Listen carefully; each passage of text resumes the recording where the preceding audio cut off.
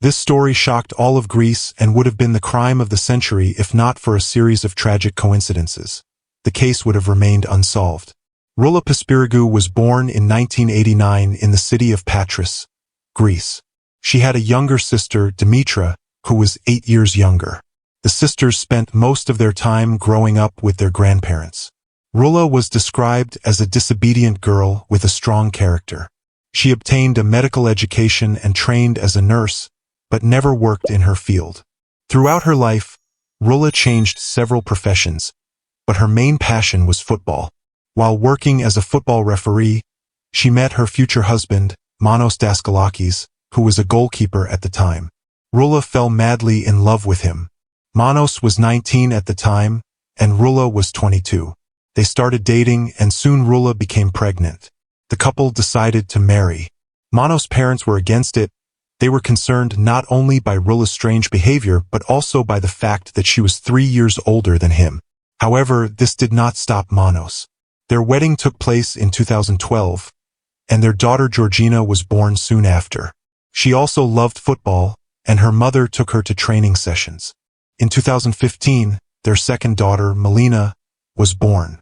The family with 2 children seemed happy, but behind closed doors there were problems. The couple began to argue frequently. Roula suffered from depression and attempted suicide twice, but both attempts failed. Soon, a tragedy occurred. On April 13, 2019, little Malena died at the age of 3.5. She had been hospitalized in a children's hospital with symptoms of a rare disease. According to doctors, it was a form of leukemia that was entirely curable. Malena had beaten the disease and was due to go home. Nothing foreshadowed tragedy.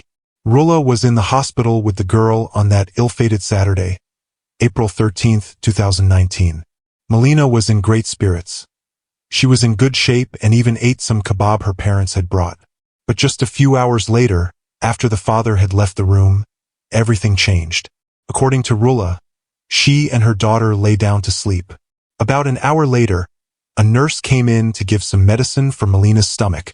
10 minutes after that, at 16:40, the child began to tremble, wheeze, and had a seizure. Roula tried to help and screamed her daughter's name, but nothing worked. She ran to call the nurses, who tried to save the girl, but it was too late. The cause of death, as determined by the medical examiner, was liver failure and pulmonary edema. The family was devastated.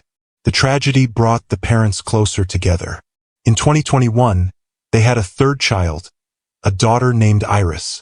They were happy again, and it seemed nothing could disturb their peace. But only 6 months later, the baby passed away. The girl died in her sleep at home in March 2021. She was in the same room as Georgina. According to the forensic report, the cause of death was agenesis of the sinus node, a degeneration of heart cells that led to cardiac arrest. This condition is typically seen in elderly people and rarely in children, but doctors believed it was a congenital defect. It turned out that Roula's sister Dimitra had spent the night with her. The women were sleeping together, and around 7:30 a.m., the baby woke up. Roula gave her a pacifier, and they went back to sleep. At 11 a.m., they entered the children's room to wake Iris but found her unresponsive. In a panic, Roula called her husband and asked him to come home quickly. In the meantime, she tried to perform CPR to restart the baby's heart. After several failed attempts, she finally called emergency services. When the medics arrived an hour later, the baby's body was already cold and beginning to show signs of rigor mortis. The second child's death raised many questions. Why didn't Roula call an ambulance right away? Why did she try to revive the child herself and call her husband instead? Critical time was lost. Perhaps the baby could have been saved. Roula explained that she was confused and only realized an hour later that she needed to call for help. Now, the family had only one child left, their eldest, Georgina. The relationship between the spouses had already been strained before Iris's death, and the tragedy drove them further apart. Problems in the family grew, and divorce seemed imminent. Georgina also began having health issues. 15 days after Iris's death, she was hospitalized with seizures. Doctors spent 40 minutes trying to resuscitate her and, thanks to extraordinary efforts, managed to save her. She was diagnosed with heart failure, and a defibrillator and pacemaker were implanted. After this, she was kept under medical observation and hospitalized several more times with a diagnosis of encephalopathy of unknown cause. Georgina continued to have seizures with no identifiable cause. Neurological examinations were conducted, and it was decided to transfer her to another clinic for more in-depth testing. But suddenly, on January 29, 2022, 9-year-old Georgina died. This event shocked everyone. Her death was the strangest, as she had no known health issues. When doctors were trying to save her, Roula unexpectedly said, "She's gone. Leave her. Stop trying, it's pointless. Georgina won't come back. She's suffered enough. Let her rest." The woman did not appear upset, which surprised the medical staff. Just hours after Georgina's death, Roula posted on social media, "I gave birth to you. I gave you life. But I'm angry with you for leaving my arms empty. You were my reason to smile, my strength to go on. You were a fighter until the end. You smiled. You looked at us without being able to speak, and in our eyes you saw support. Goodbye, my baby. Have a nice reunion with your sisters. To me, you never left and never will. I love all three of you." She got tattoos in honor of her children. The first was done after the birth of her first child. The others were done after the deaths of her other 2 daughters. The deaths of all 3 daughters seemed highly suspicious. They died consecutively over 3 years, all while in seemingly stable health. In each case, doctors had been optimistic about recovery and then shocked by the sudden deaths. This raised serious doubts. Some speculated that the Pispirigou family was cursed and that supernatural forces were involved. But the medical professionals didn't believe in this theory. They turned to law enforcement, who decided to open an investigation into the deaths. Experts focused on the death of the eldest girl, Georgina, because they had all the necessary information and her body for further testing. Investigators questioned the doctors who treated Georgina, 20 medical professionals from 5 different hospitals in Athens and Patras. They discovered inconsistencies between the doctors' statements and those of the mother. Doctors noted that something was strange with the child. At first, they suspected heart problems, but later it became clear that Georgina had no heart issues. The mother constantly complained about seizures and neurological symptoms, but tests showed nothing conclusive. Doctors diagnosed gastroenteritis and psychological issues stemming from the deaths of her 2 younger sisters, and she was discharged. But soon after, Georgina was hospitalized again with seizures. No one could understand what was happening, and she was due to be transferred to another hospital for more thorough examination, but never made it. She died even though she had seemed healthy. The nurses caring for Georgina in the hospital were also questioned and confirmed the doctor's statements. They too were baffled by what had happened. Shortly before her death, Georgina told them, "I feel like there's a bomb in my stomach ready to explode." Georgina was worried and trying to understand the deaths of her 2 sisters, Malena and Iris. She was also afraid that something similar might happen to her. She shared these fears with the hospital staff.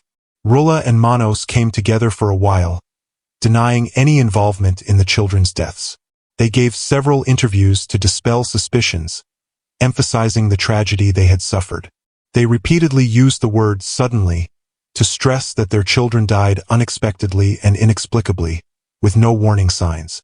"She tried to breathe in her sleep but couldn't," said Malena's mother. "Toxicology tests found nothing," said Iris's father. "The doctor said the child had no heart problems," he said about the sudden death of their eldest daughter. But the investigation continued. It turned out that Roula was present with the children at the time of death, all 3 times. However, she denied that this meant anything. "I'm their mother. Of course, I was always with them. What surprises you? Don't say nonsense," she claimed. The father blamed the doctors, confused by how the test results were normal, the child was healthy, and then suddenly died. He believed the treatment must have been incorrect. Toxicology tests conducted after the girls' deaths were clean. Nothing was found, but only standard substances were checked. So the decision was made to conduct advanced testing, which is not typically done. As I mentioned before, in the second case, Roula called the ambulance too late. And it turned out that even in the first case, Malena's death. She didn't call for help immediately either. The woman alerted the nurses only 35 minutes later, when the body had already started to cool. Why did she wait so long to seek help? The medical examiner noted small scratches on Malena's nose, possibly signs of a struggle. Further testing revealed a high concentration of ketamine in Georgina's body, 6 times the normal dose for anesthesia. This substance isn't available over the counter and is hard to obtain accidentally. It hadn't been used in her medical treatment. It was found that ketamine was injected into Georgina about 20 minutes before her death. But who administered it if not the doctors? Medical staff last visited the girl about an hour before her death. Roula was the only person in the hospital room when Georgina died, making her the prime suspect. Later, the bodies of the other 2 girls were exhumed. No ketamine was found, but on June 20, 2022, experts concluded that both children, 3-year-old Malena and 6-month-old Iris, died from suffocation. Their deaths were ruled homicides. Next to Iris's body, a blood-stained handkerchief was found, which had been taken from their home. Roula begged for it to be returned, but her request was denied. On Wednesday, March 30, 2022, while 33-year-old Roula Pispirigou was at home with her sister in Patras, the police came and arrested her. Roula had medical training and could obtain the drug. She knew what she was doing and did it consciously. Investigators also found that she had previously attended criminology seminars. Her sister Dimitra refused to believe that Roula could be responsible. I don't believe Roula would harm her daughters. If they didn't die of natural causes and someone is responsible, let them be punished. She added that during Iris's death, she was in the house and didn't hear or see anything suspicious. However, acquaintances described Roula as cold, emotionless, and believed she was quite capable of such acts. During the investigation, a notebook belonging to Georgina was found. In it, she had written, "Mom, you're mean." Neighbors stated they had seen Roula violently beat her eldest daughter when she was still a baby. They reported this to the police, who forwarded it to social services. The family was placed under periodic checks. A message was found on Roula's phone, sent the night before Georgina's death. It said, "You'll see what happens tomorrow." This became one of the most damning pieces of evidence against her. After Roula's arrest, her husband learned about all the evidence and became convinced she was guilty. He filed for divorce. He was shocked and couldn't understand why she would do such a thing. Manos revealed that when Georgina died, Roula was again pregnant. But he suspected the child wasn't his, as they hadn't been intimate for some time. After Georgina's death, Roula immediately terminated the pregnancy. Manos believed she was seeing another man to make him jealous. He also doubted whether Malena and Iris were really his children. Upon learning about the divorce, Roula went mad. She sent a message to a friend saying she wanted to cast a spell on her husband to stop him from leaving her. She was clearly unstable. Just 2 weeks before Georgina's death, her husband had suggested divorce, and Roula began visiting fortune tellers asking them to save her marriage. What could have been the motive? At first, it was suspected that Roula suffered from Munchausen syndrome by proxy, a disorder where a caregiver deliberately causes or fabricates illness in a child to seek attention. But that theory wasn't confirmed. Later, it was revealed that Manos had a mistress. Roula knew about the affair and knew he was thinking of leaving her. She tried everything to keep him. Perhaps she wanted to get his attention and bring him back. The death of their first child had, in fact, temporarily brought them closer. Or perhaps it was revenge. Roula's sister doesn't believe this version either. She says she advised Roula to divorce Manos because the marriage was troubled. Roula understood, but didn't want a divorce because of the children. A psychiatrist who spoke with Roula concluded that her thoughts revolved entirely around her husband. She was obsessed with him and jealous of other women. She saw her children as narcissistic extensions of herself and didn't understand their basic developmental needs. After her arrest, an angry crowd of around 500 people gathered outside Roula's home, demanding the death penalty. Her mother, sister, and other relatives were inside the house. The apartment window was covered in graffiti, "Death to the murderer." On the wall, A strange note written on gauze appeared. I should have let you die. Forgive me, my soulmates. I didn't know I saved a murderer. Forgive me. Forgive me. I can't believe this. The author of the note was never identified, but it was believed to be a woman's handwriting. The trial is ongoing. Roula Pispirigou is currently in custody in a VIP solitary cell with full amenities. She has no contact with other inmates for safety reasons, as there are concerns she might take her own life. She has been charged with the murder of all 3 children. She continues to deny the charges. Roula claims she is a victim who lost her children, her husband, and her freedom. She is convinced it's all a mistake, that she will be acquitted, released, and will rebuild her relationship with Manos. She still hasn't accepted the divorce.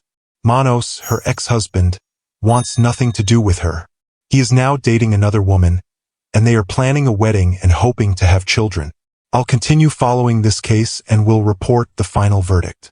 Thank you to my subscriber who recommended this story and helped gather materials.